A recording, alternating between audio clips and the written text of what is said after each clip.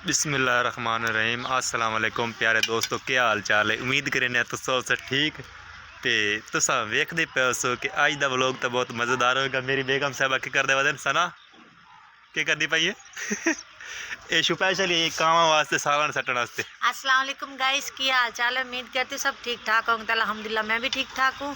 ये वेखो देगड़ी दा हालात, इन्होंने मच्छी पकाई सी राती, यार फिर इन्होंने खाधी नहीं, पीस विच चाह के खाने पकाया सारा वेखो कावां दे गसे। यार पता क्या, मैं मच्छी चूल्हे ते रख तो ढक्कन दे देता और पकदी पकदी सारी चूल्हे ते देगड़ी ते डाल लग गई है।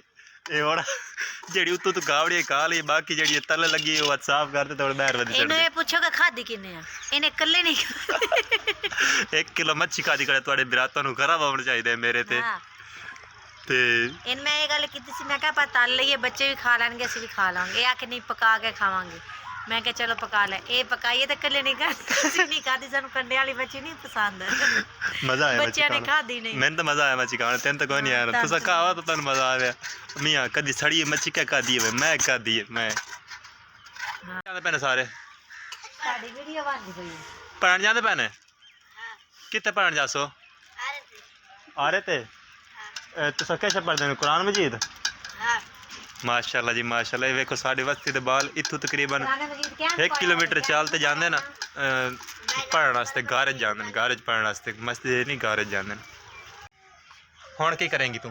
हुण घर जाके दोनियां मांजदियां घुट घुट के। दो दोस्तों वेखो मेरे त्रैये पोत्र, ये मेरा निक्का पोत्र, ये मेरा छोटा काका पोत्र, मेरा जेठा पुत्र तो वड्डा पुट्टा पुट्टा आ गया।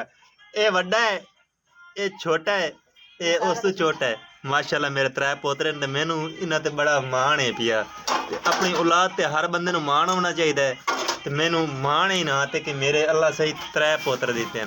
हाय हाय हाय हाय हाय खेड़दा बेटा मेरा पोत्र, हाथ सट बाबे हाथ सट तेरी कह रहा जाए। हाँ के हालात कीता ने दोस्तों। असा इतने सुबह सुबह के टाइम इस कलीन दे बह ते नाश्ता करने होने हैं, इवें गल है ना जानू। हाँ जी बिल्कुल। तो हुण वेड़ ते रख दे अंदर, ये रखी गई गोए पा ते इन्हों अंदर रख दे। क्या इतने गिरे ते रख से, गिरे ते रख से। अच्छा रख दे रख दे। इतने हो गया, गुड हो गया जी। मेरी बेगम साहबा वेट ते रखी नहीं, ते मेरे पुत्र एक कलीन चाह ते ए वेख एक मैन लड़दे खड़े ते खिंडे पैनी, ये वत खिंडे पैनी सना पुत्र में छोड़ अंदर रखा है, गंद ना खंडा छोड़ चाह मुंह साफ कर, तेरा मुंह साफ अंदर जा ते सुकून नाल गाना खड़ी सुन दी है। इडी देखो ए खड़ोती रे, गाना सुन दी है। इडी देखो गाने ते मस्ती से खड़ोती है। ओए मैं बता कितना दे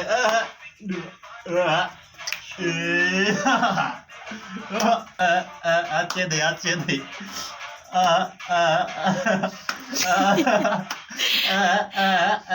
वेख लो अदनान भी झुमर मारदा खड़ा है ते नाल ओदा पुत्र 5 महीने 4 महीने दा झुमर मेरे दे पापे दे नाल। वाह भाई वाह वाह।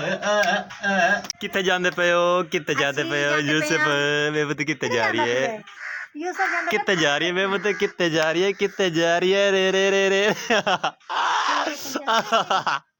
किथे जाता पे का पुत्र, किथे जाता पिया सोरा पुत्र, किथे जाता पिया किथे जाता पिया। ए देखो कितना चक्कर लेंदा। दो हुण मेरी मच्छी वाली देगड़ी दो शाबाश शाबाश। ये बात मार करोड़ करोड़ दे दो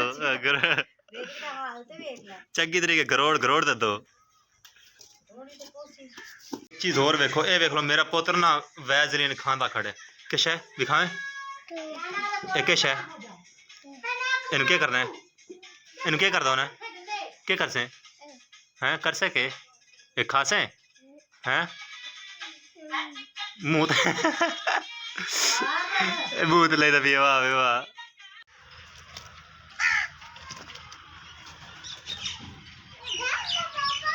क्या कर दिया दिए, खाली साफ कर दिया दिए दोबारा। कितने गई हमें तल्ला पटन क्या हस्ते गा पट के ले आईया, देख दे विच दसा ना अच्छा तेन लोहे वाली कुच्ची ना लैना सुबी लोहे वाली नहीं ओनी चंगी लगदी, ओदे नाल ना ए सिल्वर पट्टी देंगे। अच्छा वाह जी वाह। वेखो सही मेरी सवानी ना गाह नाल गाह नाल देगड़ी धोंदी पई गाह दे नाल वाह जी वाह क्या बात है क्या बात है ਕੀ ਕਰਾਂ ਵੇ ਕਿ ਨਾ ਹਾਲਾਤ ਕਿਤੇ ਤੈਨੂੰ ਦੇਖਦੀ क्या बात है तेरे तरीके वेख साफ होगी वाकई साफ की जाती है ये तला पटते रही बारू जो गाह होंगे ना तले तले नाल देगड़ी धोंदी पई है नवी स्कीम ही दसा ये देखो ये मेरे पोत्र ना सुकून नाल बठल दे विच बलाया इस च मेरी समाने ते आप धोंदी बेटी बांडे ये वेख लो ए आ